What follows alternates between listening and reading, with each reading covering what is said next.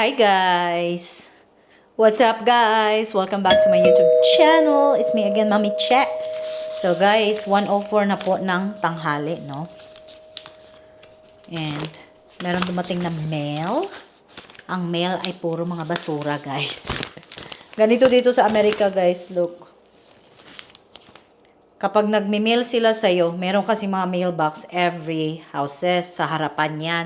Doon nila nilalagay yung mga may pinapadala sa inyong mga mail, may pinapadalang mga news, tapos mga ano ba to, mga advertisement ba ng mga product nila na naka-sale daw, mga ganon, mga tsurba.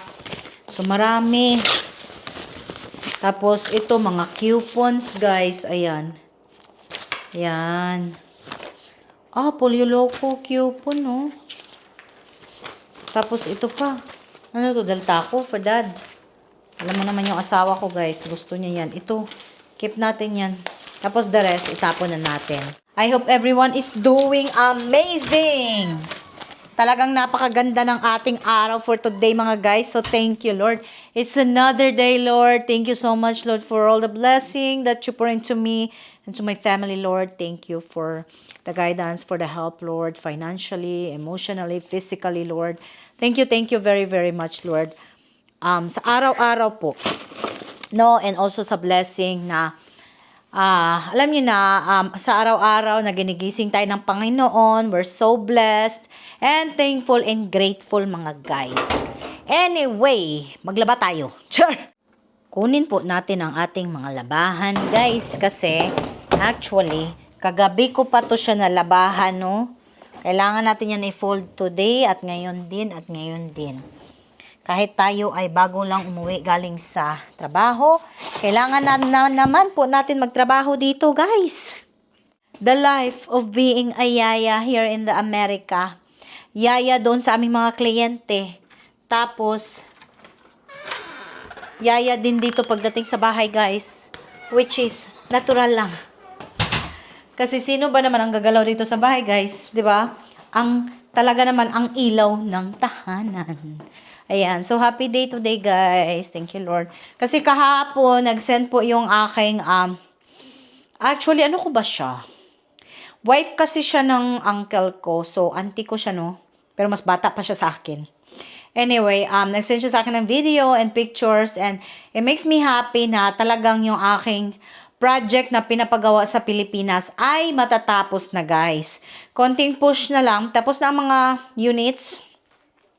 Cleaning na lang ang kailangan doon. Pero kasi ipapa-concrete wall ko ang buong property. It's actually a 300 square meter. Yung bago kong nabili. At saka pinatayuan ko na agad. And you know what, guys? Talagang so blessed talaga. And thank you, Lord. Dahil hindi pa man siya tapos, though tapos na siya, kailangan na ng cleaning and then i-concrete wall nga ang buong property para malinis ba at safety ay yung ating mga tenants. Puno na po siya, mga guys. Occupied na po siya. Kaya para na naman ako nape-pressure kasi, hindi naman nape-pressure, no? Kasi wala naman nagpe-pressure. Pero syempre, no, kung ganyan ba naman na wala pang occupied na siya, mga guys, so, talagang gusto mo din simika para naman yung harapan niya is maipatrabaho mo na at magkaroon na ng another units doon, 'di ba? Because the target units will be 10. Pero depende sa budget. Hopefully, manalo sa loto, guys, para ma-two-story natin ang harapan. Ako, guys, mag-print tayo.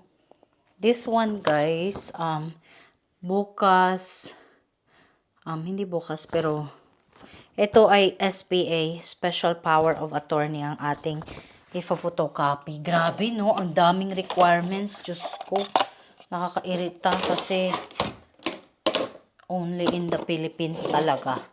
Napakadaming copy na gusto. So, ito naman ay para sa aming Camellia property. As you guys all know, kung nagsusubaybay naman kayo sa aking mga previous na mga vlog ko, no,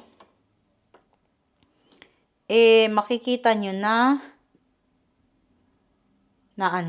meron kaming na-acquire na Camellia lot property, mga guys. So, ngayon, nag-aano lang ako nagpiprint ako ng special power of attorney para dalahin doon sa Philippine Embassy sa Philippine Consulate sa Los Angeles.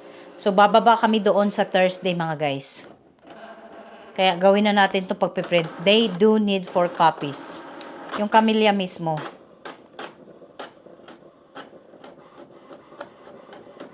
Ito sa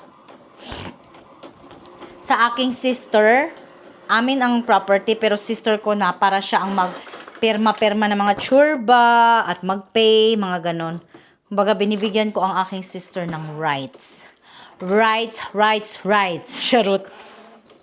Ayan, so isa pa. Ayan na siya mga guys. Meron pa akong pinaprint doon. Hindi pa tapos kasi 4 sets nga. Ang dami-dami, no? But, what can you do mga guys kung kailangan talaga nila? Pero ang OA talaga, 4 sets talaga, no? Pero anyway, that's fine. So, yung mga stocks natin, meron pa tayong mga stocks dyan mga guys. Konti na lang natira. At meron tayo pa doon. Meron tayong bagong paparating. Meron pa nga dyan mga guys, oh. Ayan. Buti na lang po at meron tayong buti na lang at meron tayong printer and of course ang ink guys, ang ink is very important. Okay na to. Kulang pa isa pa. Yan. Sa SPA mismo mga guys, I had to pay like each notarized na paper. So, magkano din yan? I believe it's like $25. Tapos, iba pa yung gusto mo ipa-expedite. And also, ipapadala ko pa to from here to the Philippines. Para nga mabigay na ng sister ko. And she can actually pay. So, by the way mga guys, yung property pala na in-acquire namin is 8 years lang. Kasi nga, malaki naman talaga ang monthly payment. So, why not coconut? It's very natural. Actually, gusto kong magluto ng bola-bola na wala kasi akong carrots eh. Anyway. Meron pa tayo palang sausage dito.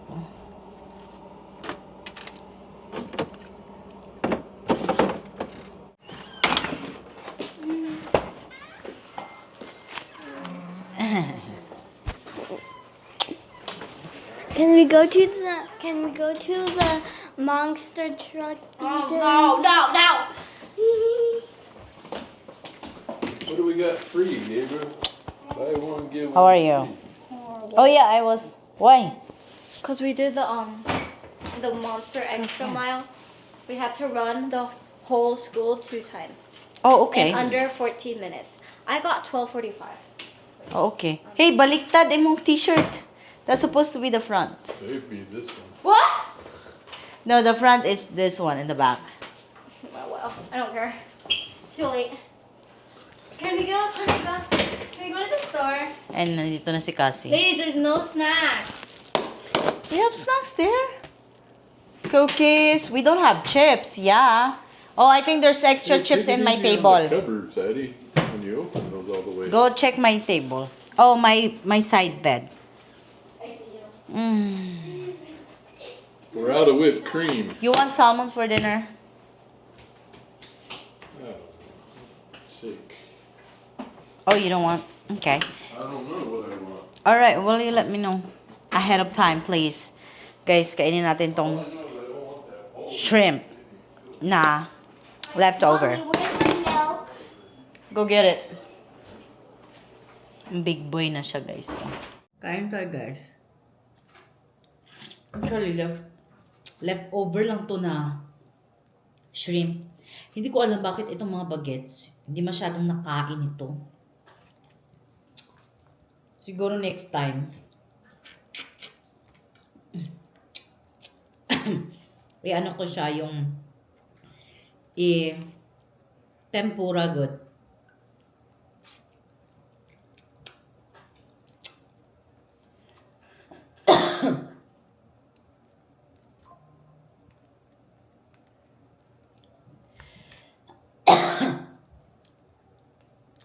Masyado maraming pepper. Tapos coffee. Nagnap pala ako guys, like 1 hour nap.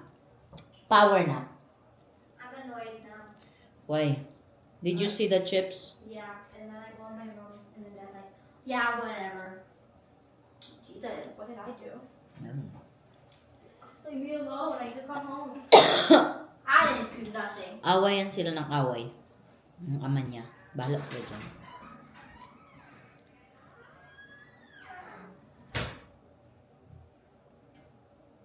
Hindi ko masyadong malinis.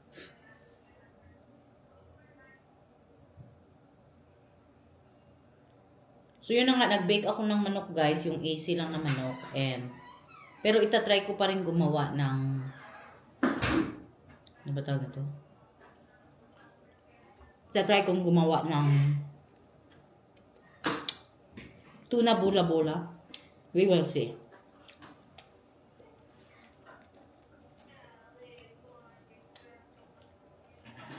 Ako ng dinner. Pork chop. Tanda. I-marinate lang natin saglit. Gay, 4 pala to. Marinate natin tong 4. Para mas nanunuot ang sarap. Charot. Bye. Bye. So, enjoy. See you. So, I decided, hindi na muna ako gagawa ng tuna bola-bola, no? Kaya,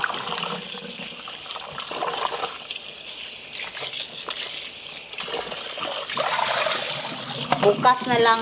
Total, meron naman na itong pork chop. So,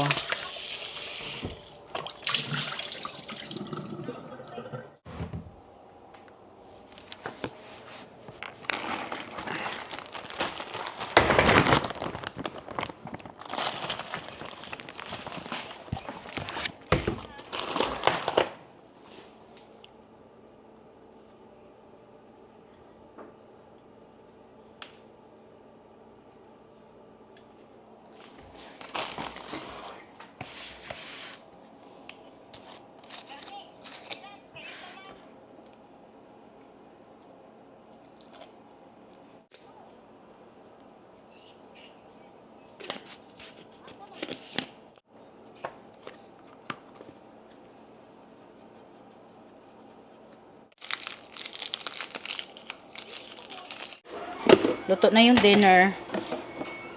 Mga bata, ito lang. Chicken, guys. Gibake ko na chicken. Lagyan natin ng sauce. Because I think Kuya Kent is hungry na.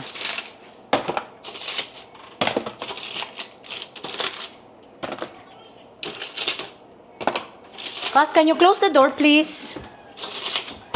Tama. Perfect. Kasi luto na din ang kanin. Bye, I'm gonna go take a nap. Okay. Make sure you keep your room clean, ha?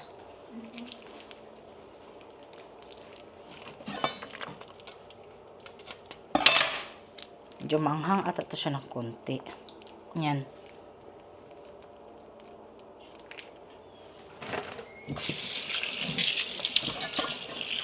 Maganda kasi itong chicken na to guys dahil ano siya, meron na siyang sauce sa loob ng packet niya ba? Package. So, shake lang natin ng konti guys. Para talaga mag-mix yung kanyang sauce ba?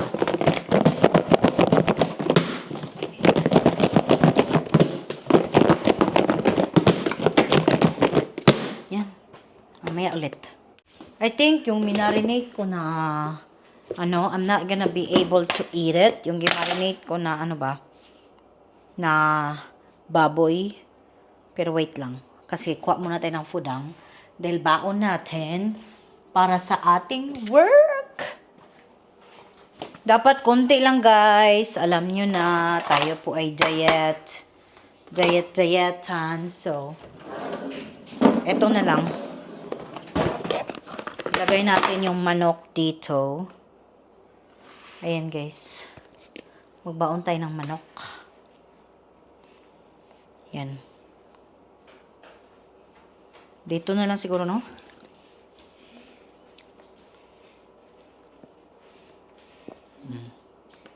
Para naman meron tayong barbecue chicken. Diba? Tapos, ayan.